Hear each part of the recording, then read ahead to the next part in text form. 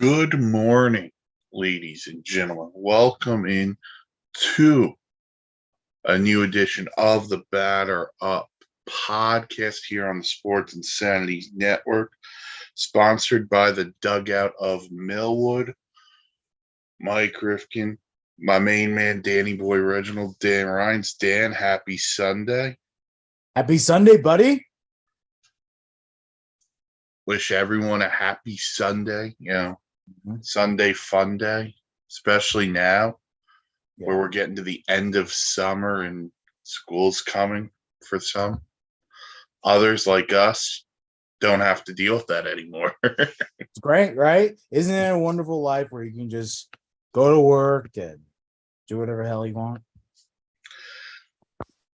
It also means September's coming, which means we're getting down to the nitty gritty in the Major League Baseball season. So today's show, we're not jam-packed today. We will cover some big series over the course of the next week.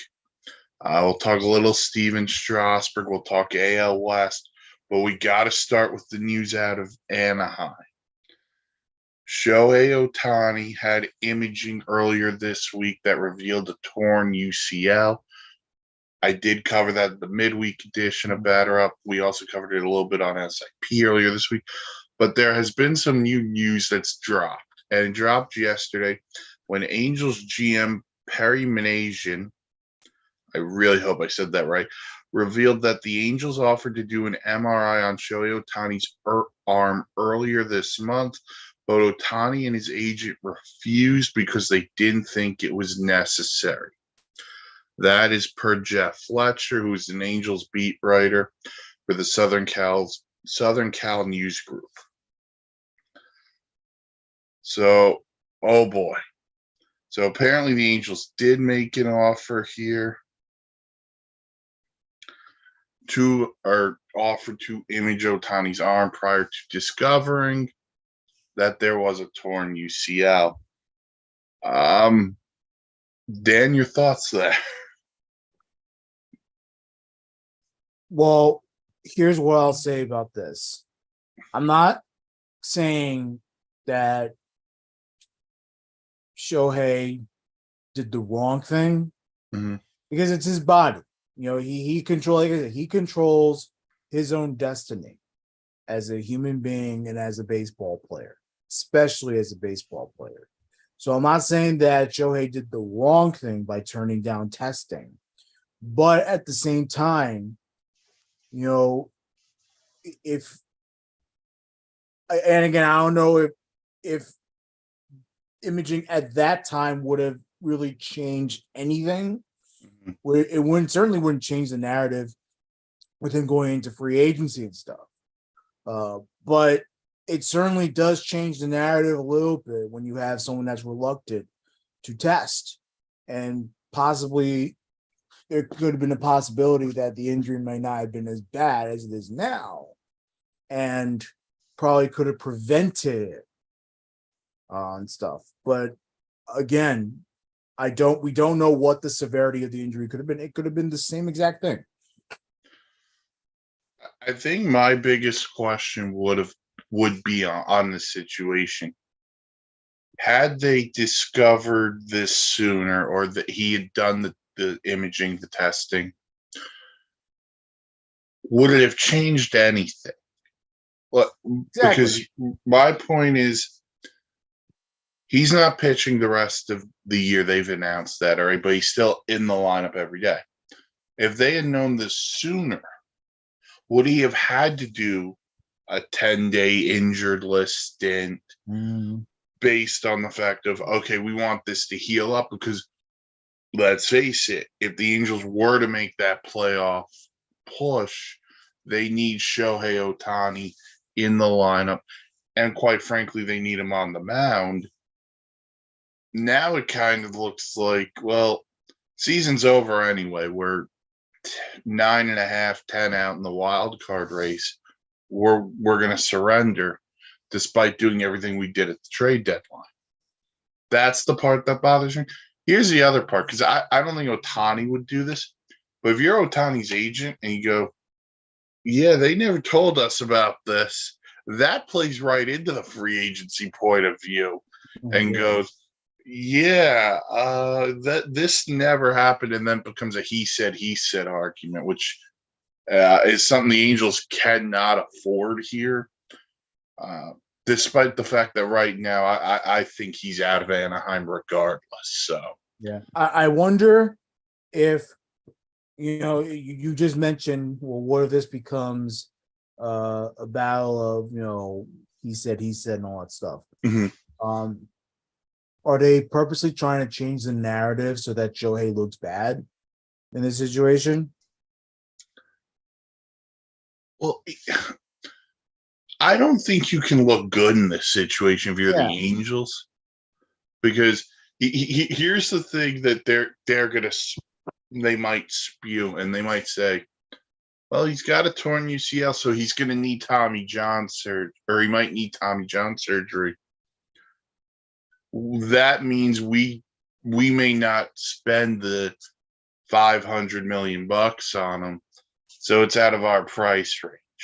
I think they're going to try to reason themselves into thinking, yeah, that's might be the reason why we don't sign him.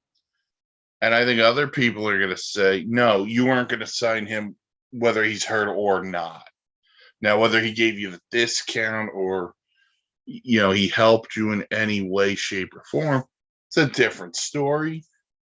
But I think they're giving themselves a reason to say this is why we're not going to be able to re-sign him. Which is a shame because this is still a good ball player no matter what, and I feel bad that they're sort of lumping him as if it's his fault and everything.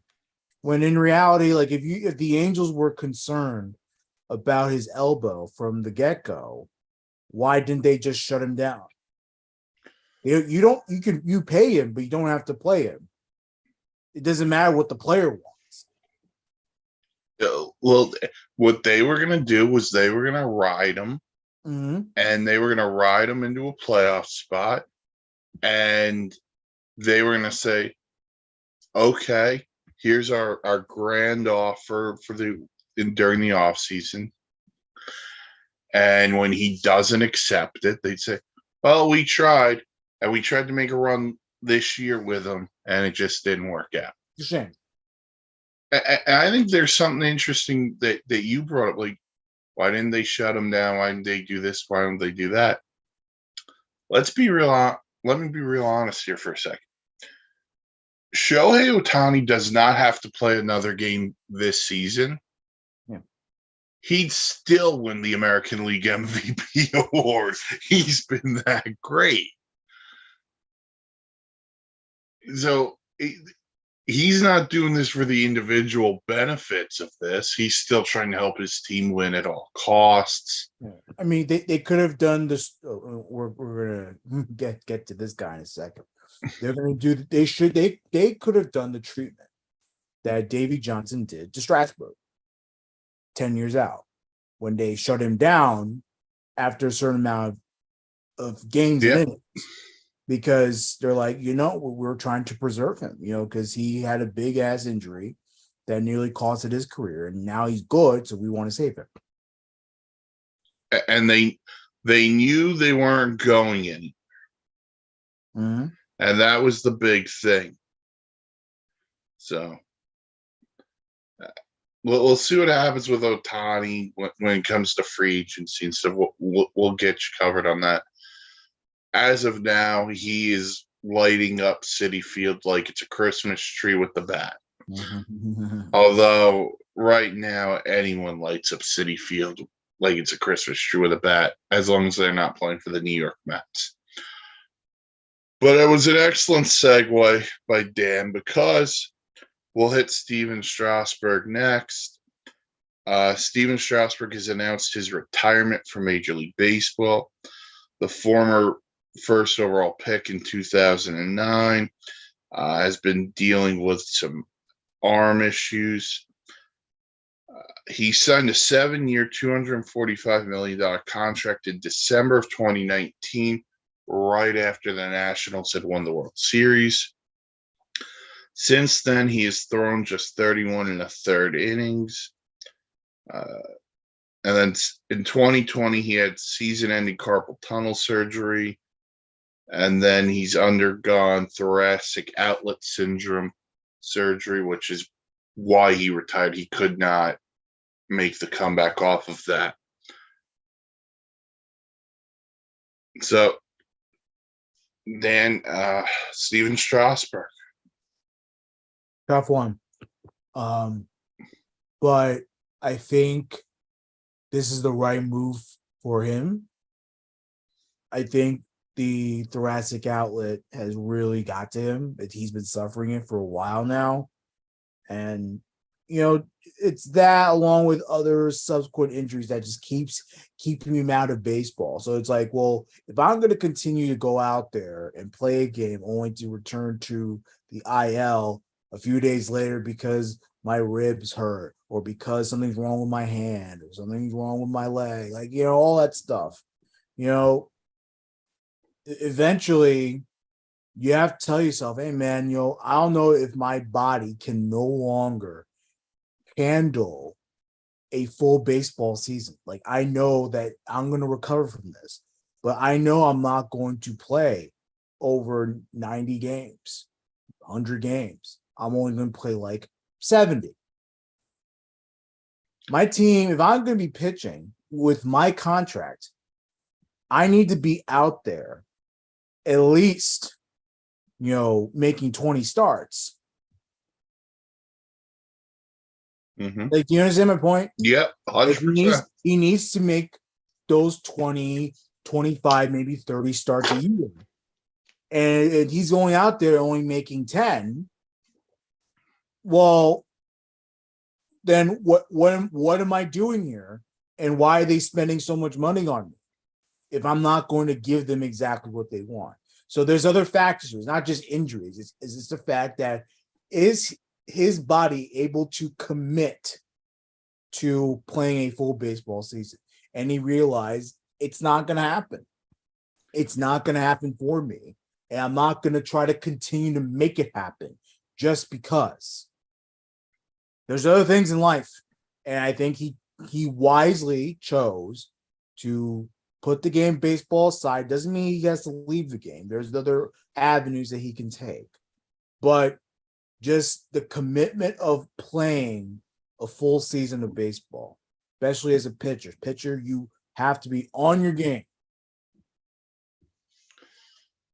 You said a key to me, and the key was there are things outside of baseball. And he's a guy married with kids. He's got a family. And it's not like Steven Strasburg's an older guy. He's probably early to mid 30s. He's only like 35. Yeah, so I look at that and I'm just trying to see if this article has his age. Otherwise, I'll Google it in a second. But it kind of reminds me similar. Yeah, you're right. 35, notched 3 All-Star nods throughout his career, 113-62 record. It kind of reminds me of David Wright with the Mets, where the injuries just piled up. He realized he couldn't give the team what he could based off the contract. He's still involved in the organization, but it's just like on the field, he couldn't give it his all anymore. And if that's the case, listen, the one thing I'll say about Steven Strasburg is when he was healthy, he was really good. And he was a huge part. He was a huge part of that World Series team. Yeah. Him, Max Scherzer, and Patrick Corbin were huge in that playoffs. So he had a tremendous career. If he wants to remain involved with the Nationals, that I don't think anyone would say no to that. If he wants to remain involved with his alma mater, San Diego State, I don't think anyone would have a problem with that. Yeah. So, listen, guy had a great career. I still remember when he came up and he struck out 14 Pirates in his first start. So, congratulations to Steven Strasburg on a fantastic career. Nothing but health and happiness your way. All right. Next up, all right, we've got arguably the most interesting race in the world of the playoffs in baseball is the American League West.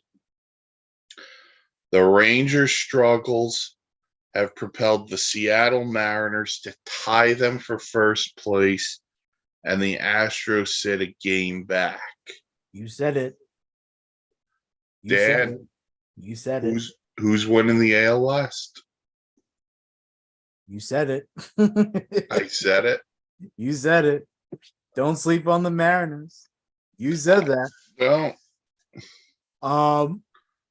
I think the Mariners who are on an absolute tear right now. Not that Texas isn't on a tear, but Seattle has come alive, and they came alive well to a point where they're now winning that division. And it's basically a 3-team race at this point. It's the Astros, it's the Texas Rangers, and it's the Seattle Mariners. The Mariners are a dangerous threat right now. There's no stopping them. They are the team to beat. They're 9-1 in their last 10 games. They're scary good. And it goes even further. It's like 18 of 23, something like that. And Julio Rodriguez has been on a tear. Monster. Oh, that. And here's their opportunity, because I know we're not there yet.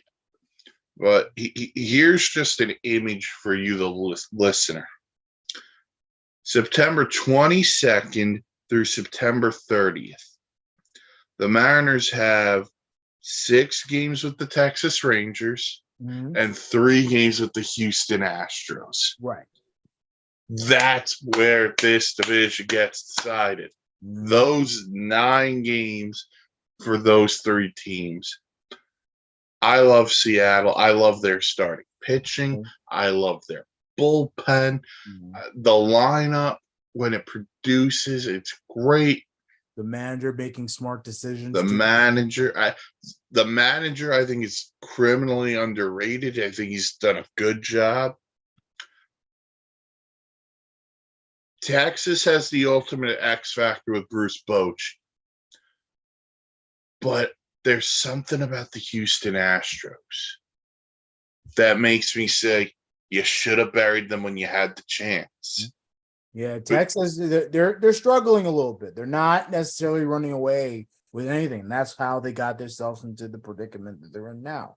2-8 in their last 10. Now they're within a wild card race. That's not something you want to be in. You know, if that division race is that close, you want to find a way to jump over teams. Or if you had a big lead, you want to try and find a way to keep that lead. You don't want to be, I'm sorry to have to say this, you don't want to be like the Mets, who completely lost everything in September. Fair. No, you're right. And look, they're a team now. Like, I like Texas, but they were a team that their game plan was, we're going to outscore everybody. Like, their starting pitching is not bad. Nathan Eovaldi was right there with Garrett Cole in the Cy Young race until he got hurt. John Gray's okay. They went out and got Max Scherzer, who was really good last night against the Twins. But outside of that, Martin Perez has been, the bullpen's completely imploded. And they're not scoring 9-10 runs a night like they have been. And quite frankly, you can't focus on your offense scoring 9 or 10 runs a night. That's not a given. You know, they've had some injuries. They've beaten up on some really bad teams, but the thing for me, I'm not saying they collapse, because they could totally still win this division. They could still win a wild card. And they have the right guy in charge, because Bruce Bochy could figure this out as well as anybody. But I like the Astros. You could have buried them when you had the chance. They're getting healthy. They got Jose Abreu back. They got Yordan Alvarez back. They got Altuve back. Michael Brantley looks like he's coming back at some point. The rotation, Framber Valdez has been really good. Verlander's been really good since he's returned. If Christian Javier could return to form, that'd be great for them. I think everyone's just sitting there going, Seattle's red hot, Texas is struggling. The Astros are sitting there like, okay, we're biding our time because at the end of the day, they're gonna make their appearance because it's who they are. They're the superhero in the movie. You know it's coming. Mm-hmm. You know the plot's thickening. But all of a sudden, the AL West has just become the strongest division in the league. And by far, because they're going to have 3 teams make the playoffs. They are by far the most dangerous. And honestly, they're all contenders for the AL championship. Like it's not out of reach for all these teams. And you have to consider that, if you're a Baltimore or if you're a Tampa Bay, if you're in Minnesota, these are things that you have to consider. Like you have to watch out for that division in itself because they're going to have teams, whether they make the playoffs as a division winner or as a wild card, and 2 of them are going to capture that wild card, that all of a sudden it's something that they have to watch out for the AL championship because they're going to be dangerous all around. I think it's a good point too, because you look at the American League as a whole landscape wise, like you brought up Baltimore and Tampa, and I don't think anyone would be shocked on Baltimore, Tampa, Seattle, Houston, Texas coming out of the American League. Like, I think everyone's become like in the National League, everyone's like, it's the Braves or I'm going to be totally stunned. The American League, there's not that one dominant team. There's these groupings of really good teams all together, and we wouldn't be shocked if any of them made the playoffs. Right. And, let me rephrase that, not make the playoffs, make the World Series.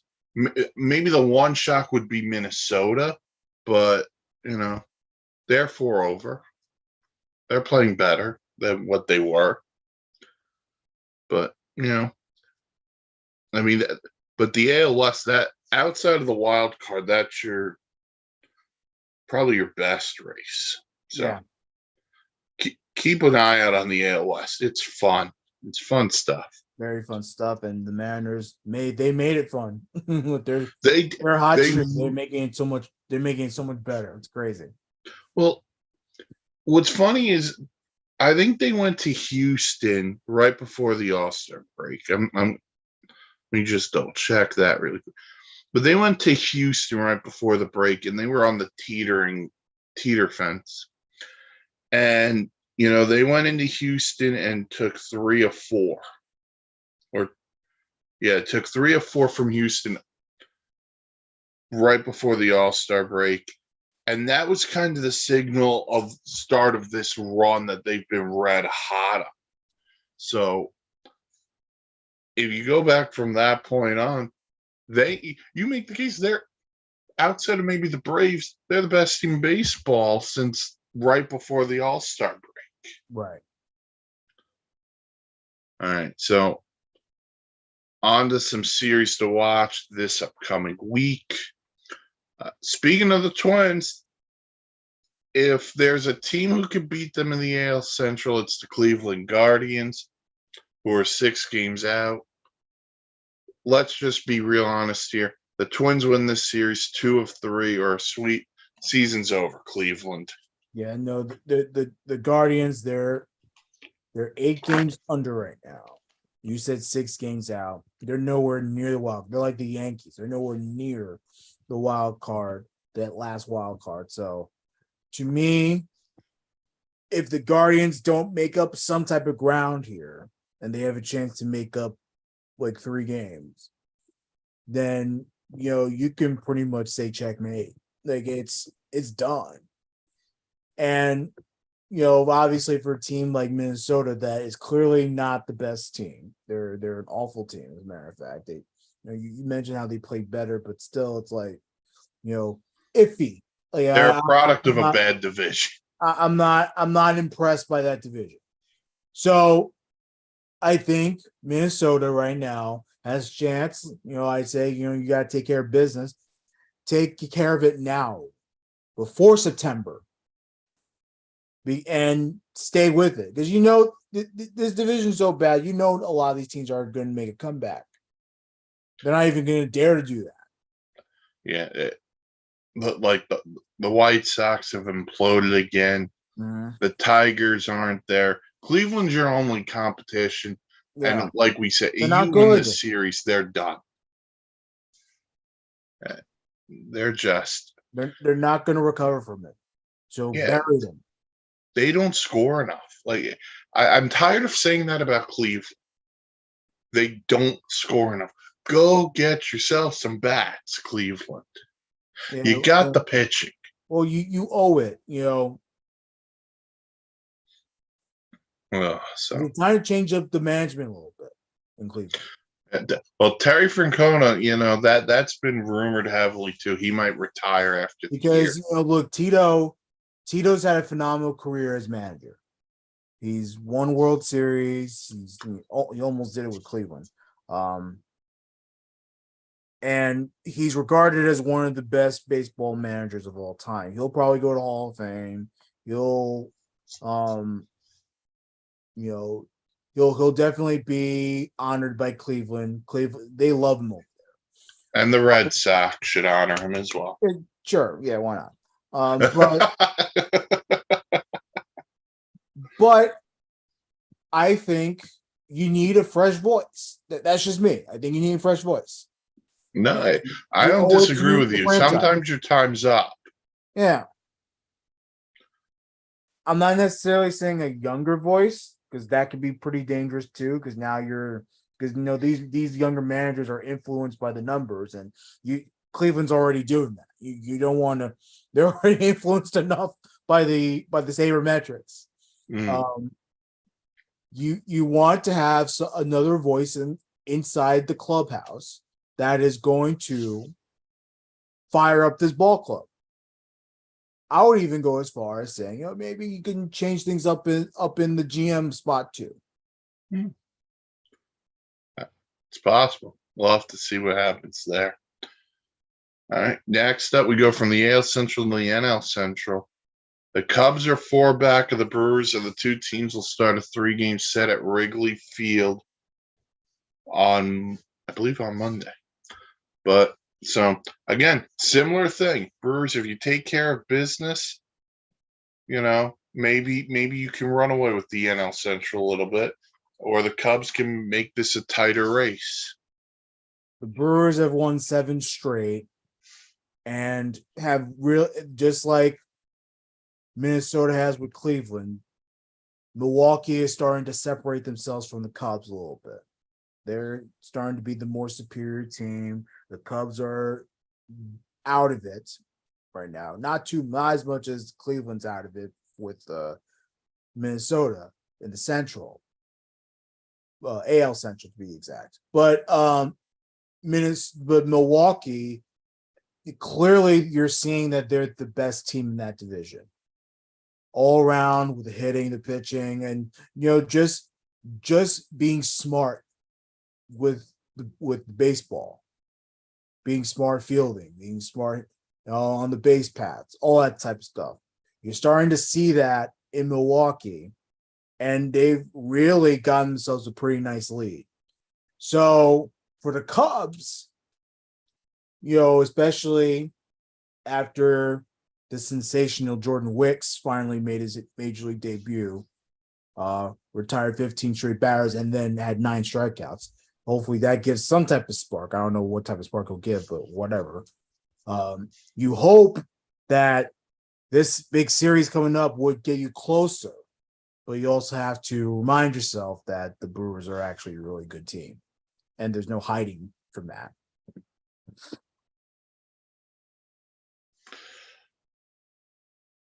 Circle the Tuesday night game. The pitching matchup is Corbin Burns and Justin Steele, who's had a phenomenal year Great. for the Cubs. So that is quite the pitching matchup. And it's also where the Cubs kind of falter a little bit, in my mind. The reason being is they get the Brewers' two best starters. Tuesday, they get Burns. Wednesday, they get Brandon Woodruff. Monday night, they get Wade Miley. But they've got to find a way to get 2 of 3 here, get themselves to within 2 games, and then you can figure it out from there. But this is a huge series, National League Central, with the Cubs only being 4 games back. All right. We continue more AL wildcard stuff. Astros and the Red Sox. The teams just played 4 in Houston. They split them. This time they're playing 3 up at Fenway.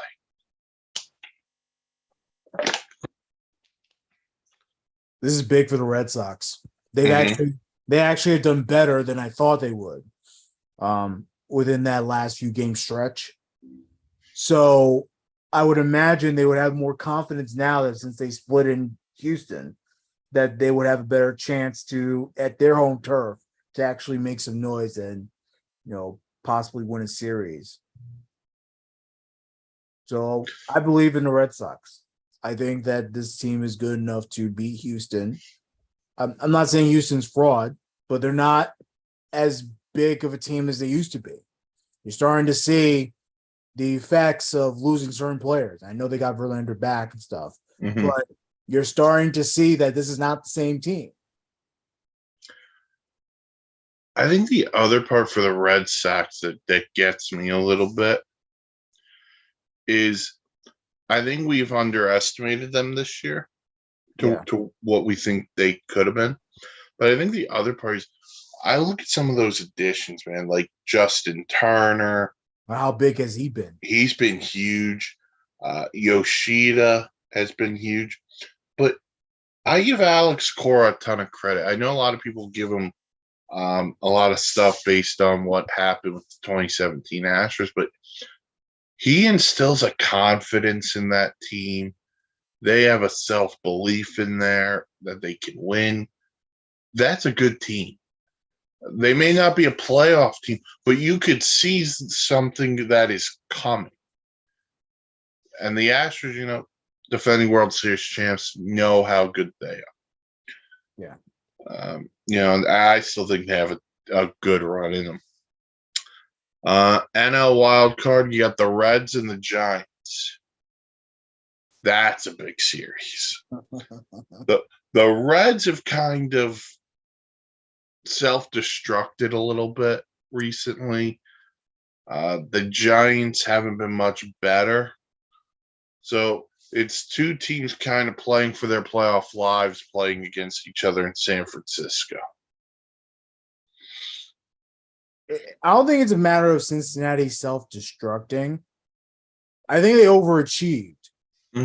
They're because we were surprised by the Reds this entire year, and now they're starting to show their flaws. They're starting to show their true colors here. So it's not about Cincinnati self-destructing. It's more about Cincinnati just being too young. Maybe they're too inexperienced. Maybe they just don't have what it takes yet. And it may take maybe another year or 2 for them to find that factor for them to make that hump into the playoffs. I think the other thing is use some of these prospects that might be close but are going to be blocked off by the other young players. Get yourself some depth in the rotation. Get yourself something out there because I think they regret not doing anything at the trade deadline. I think that's a huge regret. So right now, the Reds are a half game behind the Diamondbacks for that last wild card. The Giants are a game and a half back. So that's a big series. And the last one we got, the Diamondbacks go to LA. They'll play the Dodgers. Diamondbacks, another one of those teams right on the cusp of the wild card. And the Dodgers, once again, are running away with the NL West. So huge series for the Arizona Diamondbacks. Yeah, very huge for them. They want to keep their playoff hopes alive. And I know that the second half of the season has been great for Arizona. But, it's like I said, with Cincinnati, sometimes it's about the long run. Like, what is this team going to look like? They persevered very well, though. Mm-hmm. So I will have to say that I think they've done a very good job with this division. This division is not easy. The Dodgers are a very dangerous team. And they've kept up pretty well with the NL West. So it wouldn't surprise me if they faced in LA and they won a series, because they're that good of a team, and they're not dangerous, but they're certainly not a team to play around with. So I give Diamondbacks a lot of credit. They have good young pitching, good young hitting.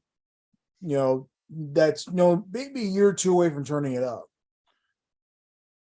Yeah, and let's be honest, this is a message to the rest of the NL West. This was supposed to be the year that everybody was able to say, okay, we've got the Dodgers this year. Yeah.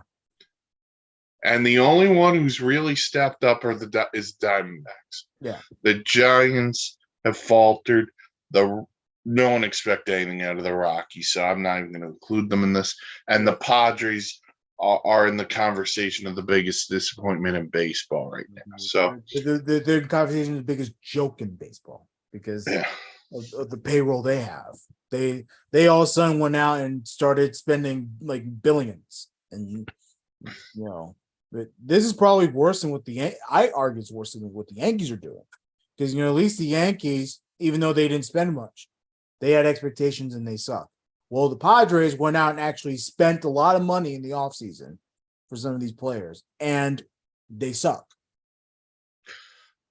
I'd make the argument they're also as big of maybe a bigger disappointment than the Mets. Mm-hmm. The Mets spent spent a lot of money too, but they spent money on guys maybe more at the end of Verlander and Scherzer. While you're right, the Padres spent on guys more in their prime, Xander Bogaerts, Juan Soto. We'll definitely have more Padres talk throughout the winter and stuff like that, unless they go on some kind of massive run. But Dan, is there anything else you would want to hit on before we call it? No, I mean, not much to hit on. I will say this. I saw Garrett Cole's masterful performance on Friday against Tampa Bay, and I just have to say one thing and one thing only. The voting ends now. He's the AL Cy Young. Period. Wow. AL Cy Young over, AL MVP over. Yeah. And you know what? If this is the only joy I get out of the Yankee season, then okay. At least I know that my ace actually did his job all season. Unlike the manager and the general manager. Yeah, and then it's time for them to go. But that's for Bombers banter. We'll record that soon. All right. Thanks everyone for listening. You can check out the podcast, Google, Spotify, wherever you get your podcasts. We're live on YouTube today. Sometimes we're live there. Check out other episodes on the YouTube page.